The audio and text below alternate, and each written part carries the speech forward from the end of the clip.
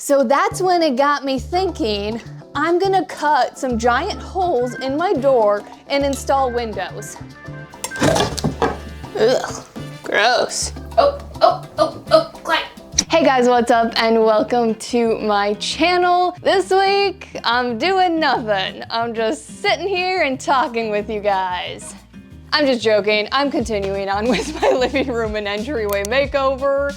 I just don't know how to start these videos anymore. I feel like a broken record. It's kind of starting to feel like Craftmas all over again. If you're new to my channel and you're like, what the heck is Craftmas? Last year I did this thing where I posted a new DIY video from December 1st all the way until Christmas Day. And by like day 8 or 9, I had no idea how to start those videos. I just kept saying the same thing over and over and over again. And this series is starting to feel like that because we are now on part 6 of my living room and entryway makeover. So I am continuing on with this living room and entryway makeover, and more specifically part 2 to the entryway part of this makeover, and I got nothing else to say except let's get started. There is a woodpecker pecking my house right now. Welcome to my entryway, or welcome back to my entryway. If you're new here, let me catch you up real quick. I got a split level entryway, which means I got stairs coming up, I got stairs going down. It always felt a little dark and dreary until last week when I replaced thick wood spindles with thin metal spindles, and now it feels so much more bright and airy. Wow. I caught you up a lot quicker than I thought I was going to. Yeah, if you didn't see my last video, highly recommend going back. That was a really good project. And I absolutely love how it transformed my living room and entryway. So my plan for this week is 2 different projects. 1, I want to work on my front door, and 2, I want to continue and finish up the stairs and installing that runner from my last video. And I want to start with my door because I'm gonna make a big old mess. I'm gonna have to sand the door and all of that, and I don't want to do that after I've installed runners. So definitely makes sense to start with the door. If you're new to my channel and you didn't see my design video before I got started on this project, I said something along the lines of, whatever I take the railing and the spindles, I'm gonna take the front door. So because I took the railing and the spindles black, that means I would take my front door black. But the more I looked at black interior front doors, the more I realized a common theme, and that was windows. Either there was a window in the door or windows surrounding the door, which helps bring a lot more light into your entryway and makes your black interior door not so dark, and it doesn't close in your entryway. So that's when it got me thinking, I want to cut some giant holes in my front door and install windows. I'm just joking, I'm not doing that. I saw a video of somebody doing that, and I do not trust how safe those windows are. I feel like somebody could just like punch through those windows and get into your house. It doesn't feel safe to me. So because I don't have windows around my door or in my door, even though I would love some windows in my door one day, I had to come up with a solution because I think a black front door would be the thing that would make this front entryway dark and really close it in. And then I realized I have the perfect solution. I have my almost accessible beige that I used on the trim around my doors in my living room. This is the perfect solution because it is still a nice light color that won't close in this entryway. It's still a little bit of a pop off of the white walls, so we have some nice contrast. And of course, it will now match the trim around the doorways and everything will feel cohesive. And I wasn't sure if I was gonna match the trim, but I have decided to go ahead and match the trim, which means I'm gonna be doing a quick and modern take on a craftsman style trim. So with all of that being said, I'm gonna get everything cleared out and let's get started on the store. If you didn't see part 1 of this makeover series, that is when I switched the trim in my living room from a normal trim to a craftsman style trim. And what I do makes this whole process super quick and easy. I'm not replacing the side trim pieces, I'm just replacing the top. So I'm going to cut back and remove this top trim piece, and then use my multi-tool to cut the side trim pieces to be flat, because right now they have a miter cut. So I've got my carpenter square. I'm gonna get that marked out and then use my multi-tool to help me remove everything. Okay, don't fall, Miley.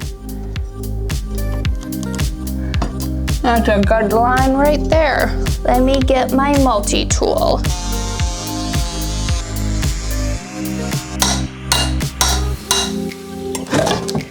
Ugh, gross. One piece removed. Let's remove these little side pieces.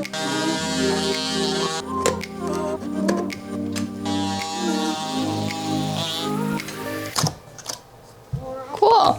So now that I have this trim removed, I can take some measurements and then head outside and get my 3 new trim pieces cut down. And it looks like I do have just enough space on this side of the door that I can have the bottom and the top piece be an inch longer on both sides. 67. So the middle piece will be 67 inches, and then I'll add 2 inches to the bottom and the top piece. So 69 inches and 67 inches. Let's do it.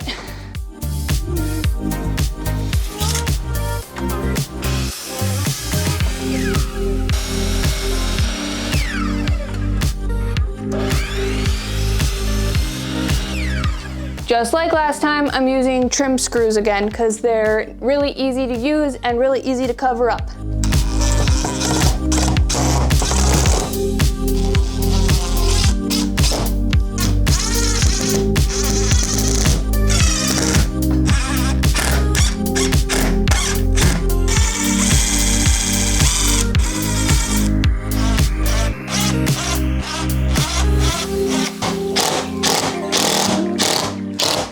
Typically this doesn't happen, but you know, nothing's ever easy when we do DIYs. The trim screws split this bottom piece, not terribly, but just a little bit. I'll be able to fill that in, no problem, but I don't want to use more than 2 trim screws. So I grabbed my nail gun and I'm just gonna pop some nails through the bottom into this piece and then do the same for the top. Yeah, I don't know why it split so bad, but it did. Fun times.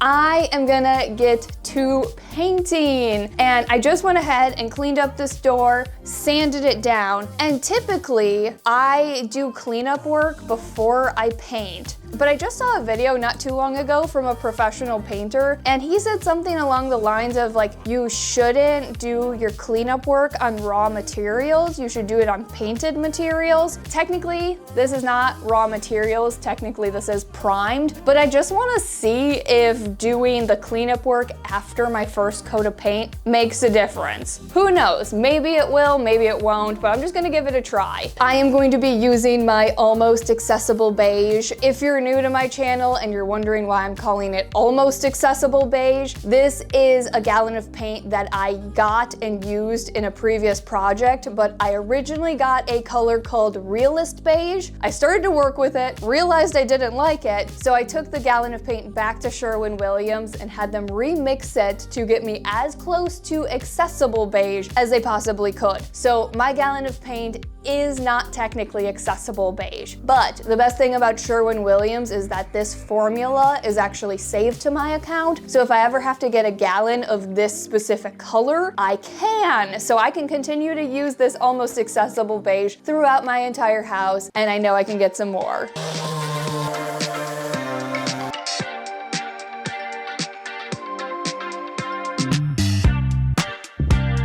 My first coat of paint is all dry, and I'm gonna do the cleanup work. If I notice anything different, I'll let you guys know, but I don't know what I'm supposed to notice, but we'll see.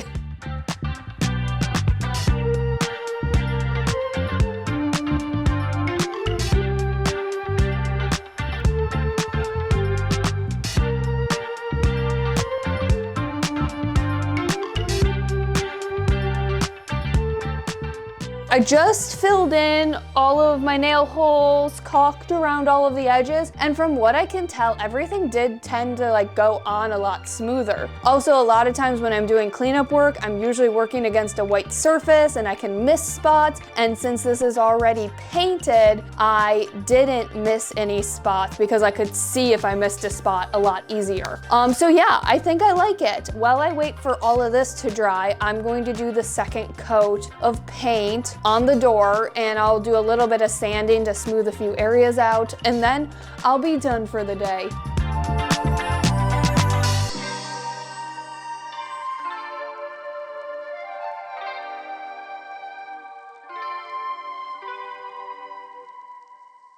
Good morning, guys. I am obsessed with how the interior side of the front door turned out. It looks so nice. And I do have some touch-up painting to do on the door and around the door today, but I can get to all of that while I work on these stairs. And in my previous videos where I'm talking about the stairs, I don't think I made it abundantly clear that I actually am painting my whole staircase black.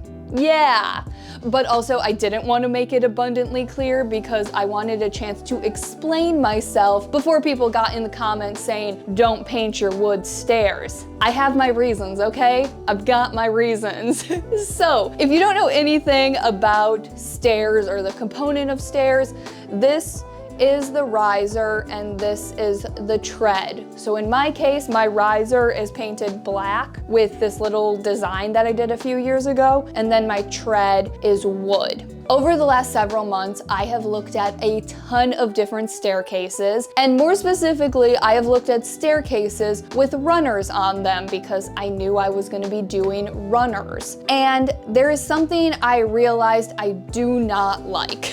I do not like it when the riser is painted, the tread is wood, and there is a runner on the stairs. I think it looks really busy. And the more I looked at pictures of staircases that were either fully wood or fully painted with a runner, the more I really started to like the look of that. And the more I looked at fully black staircases with runners, the more and more I fell in love with the way it looks. The other main reason for fully painting my staircase is because my treads are old, they're original to the house, they're really beat up, and they've always made this entryway look kind of dingy, not as clean as it possibly could. So I think by just painting everything, it's really gonna clean up the way this entryway looks. The other thing I had to think about, because like I said, I've seen a lot of pictures of staircases. I have seen staircases that are fully black, where the trim is white around the staircase, and then I've seen fully black staircases where the trim is black around the staircase. And the more I looked at pictures, the more I liked the look of a fully black staircase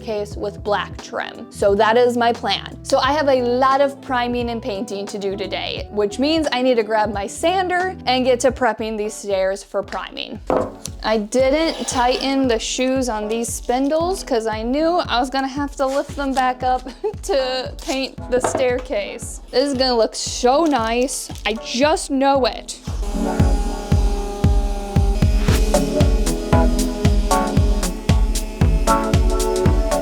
My stairs, or I guess the first set of stairs, are now sanded. I just wiped them down so that they're dust free, and now I can get to priming. And I'm only carrying the primer like a foot in on each side because that'll make it so I can use these stairs while the primer is drying and while the paint is drying. This is gonna be interesting with cats, let's just say that.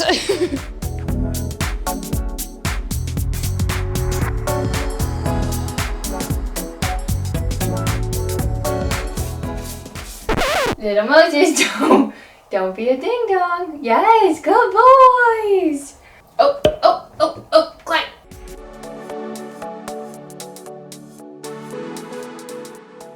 Okay guys, so the primer for the stairs obviously going up to my living room is all done. Now I gotta let this sit and dry. Also, you might be thinking that this trim was already painted iron ore because it kind of looks like it was, but actually this was painted like a different charcoal gray that I used a few years ago. So I went ahead and I taped off the trim, and then I did some primer along that taped line so that when I go in with iron ore, I have a nice crisp transition between the black trim and the white walls. So I'm gonna let all of this primer dry, and I'm going to rinse and repeat the process of sanding and priming the stairs going down to my basement, because we are making everything the same, everything cohesive, and cleaning everything up. So I'm gonna get to work.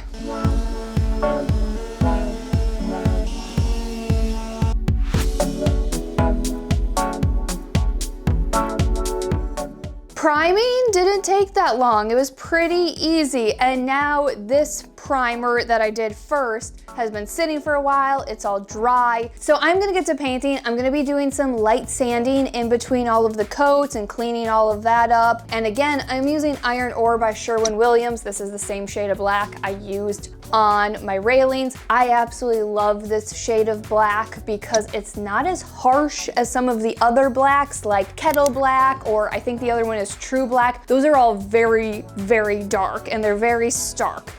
This is more of a very dark charcoal gray or a very light black. It's kind of like on that line, and depending on what lighting it's in, it can kind of skew either charcoal gray or black. And I absolutely love this shade of black so much. I'm gonna get to painting, and hopefully I can finish the painting today and we can install the runner tomorrow.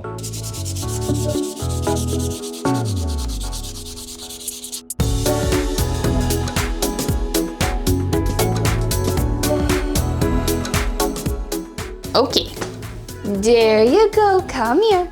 There's my baby. Okay, good girl.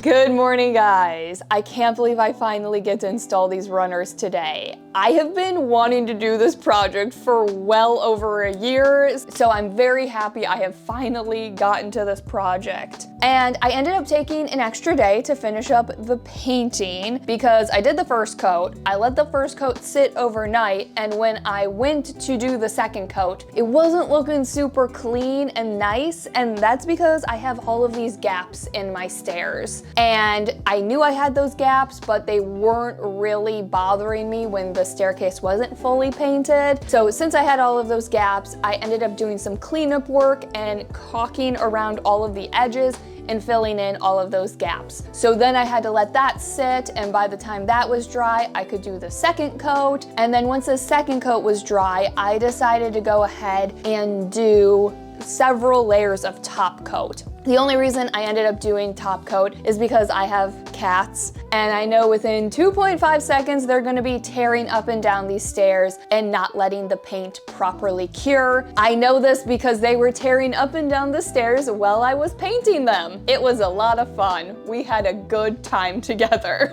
Now that they have several layers of top coat, my cats can rip up and down these stairs, and these are fully scratch proof. So now that you guys are all caught up, the painting is done, I get to finally install these runners. So I am gonna grab all of the tools I need and let's get to work. So what I have to get this runner installed is my pneumatic staple gun. It's at the bottom of the stairs, plugged into my air compressor. I don't think you have to use a pneumatic staple gun. I think literally a normal staple gun will work fine. I just have one, so I'm gonna use it. Then I have, I think behind me, I have some carpet tape. I'm just gonna use a little bit of this. I don't want this to be like a huge pain to rip up when and if I ever need to replace these runners, because they get like old and worn down. Like I've mentioned a few times in this video, I've spent a lot of time looking at front doors and looking at entryways and looking at staircases, and specifically staircases with runners. And something I realized I do not like is when people leave the end border of a runner on. So in my case, that would mean I would start with like this brown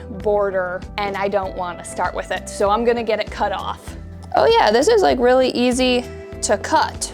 Nice. And I also specifically went with a runner like this because there's a rubber back, so this isn't gonna fray. There we go. This is a tight spot, so we have some interesting angles happening for filming. Yes, we do. So because I actually have this design previously that I did, I already know where my center is on the stairs, so I'm just going to mark out the center on my runner, and that is 23.5, which is 11 3/4 of an inch. And then I'm gonna use just a little bit of this carpet tape to get me started. So I'm just gonna match up these two center lines. First, staple. Okay, so I have my first stair done. Well, at least like this first little section. So I'm just gonna take this nice and slow, staple, and also make sure that I'm staying like square and that everything is like, this is cascading down the stairs evenly. Okay, now I'm gonna grab just again, a little bit of carpet tape for the top of the tread.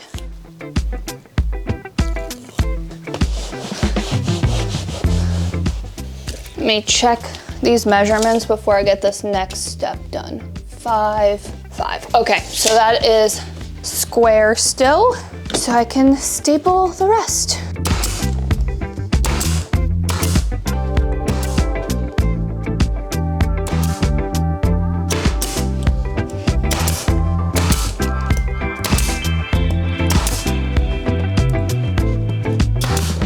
Okay, now I just have to cut off the end and get it stapled.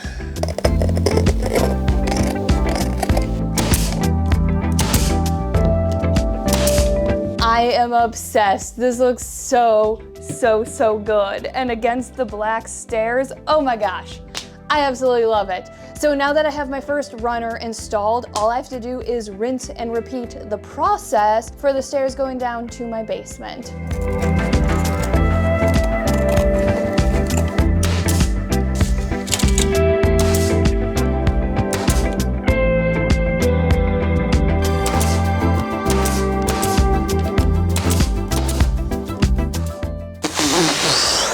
So I have run into a little bit of an issue. Oopsies. So I don't have enough of the runner to finish up the stairs going down to my basement. My plan was to just use the leftover part of the runner that I cut off of the runner going up to my living room to finish up the stairs, and it's off by about 10 inches or so, maybe like a full foot. It's not a big deal. I just quickly got online and ordered their shortest runner that they have, which is a 2x6, and it'll be here tomorrow. So whenever that does arrive, I can quickly finish up the last few stairs. So to finish up this project and put the final touches on this runner, I have one final thing to get installed, and that is some stair rods. But my stair rods are extra cute because they have little bees on the ends. Oh my gosh, I love these stair rods so much. I ordered these from a company called Brass Bees. They're an Etsy shop, and I could not recommend this Etsy shop enough. I had a little bit of a mix-up with my first order, and they were so nice and so helpful and so responsive. I just wanted to give them a big old shout out and try to push people towards this Etsy shop, and they also have really cute things. So to get my stair rods installed, I actually have to get the rods cut down because they're a little bit long and I want them to tuck in a little bit more so that they fit the width of the runner. So I'm gonna quickly take some measurements and then head outside and get these rods cut down. So like my spindles, I'm probably gonna start a little bit long because I can always cut off more. Once we go too short, there's no going back. Okay, so I'm gonna start with 25 inches and see how that turns out. So I'm just gonna get one stair rod cut down, double check that, 25 inches is good, and if it is, then we can cut all of the other ones down.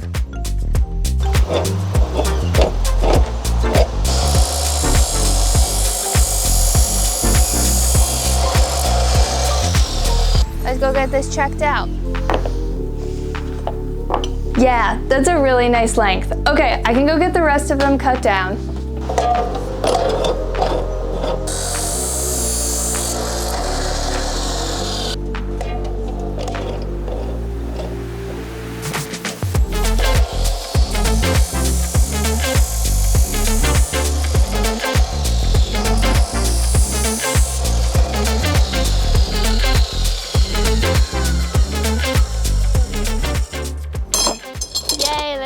rods installed.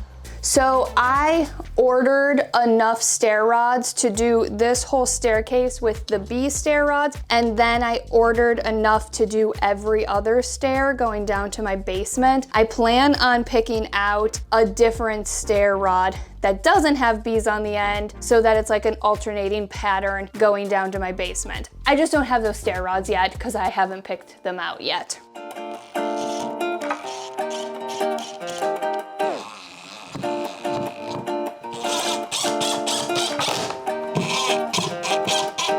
Yeah, that looks so nice. Let's do the other stairs.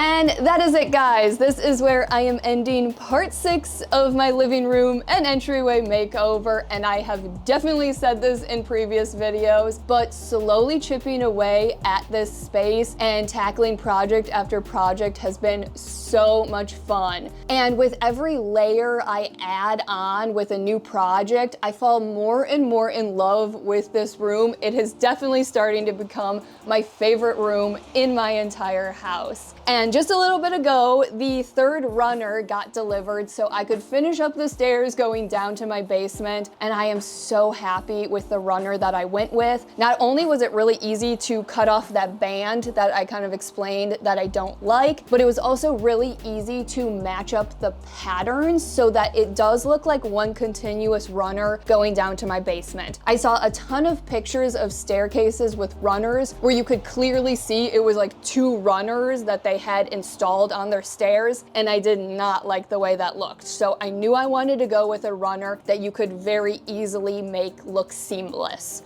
And this was not planned at all, but the white in the rug and the white that I used on my wall is almost an exact match, which really makes the space feel super cohesive, and it looks so nice. And my entryway is still very nice and bright, even though I took the whole staircase black, because there is white in the runner, and also keeping the front door light I think was definitely the right call. It also really makes everything feel super cohesive between my entryway and my living room. And also, if you're wondering if I'm getting a new front door mat, I am. I kind of had to wait to get the runners installed to see what would look good at the front door, because I wanted it obviously to go with the runners, but not be an exact match to the runners. So that is everything. I hope you guys liked this video and projects. As always, thanks so much for watching, and I will see you in part 7 of my living room and entryway makeover.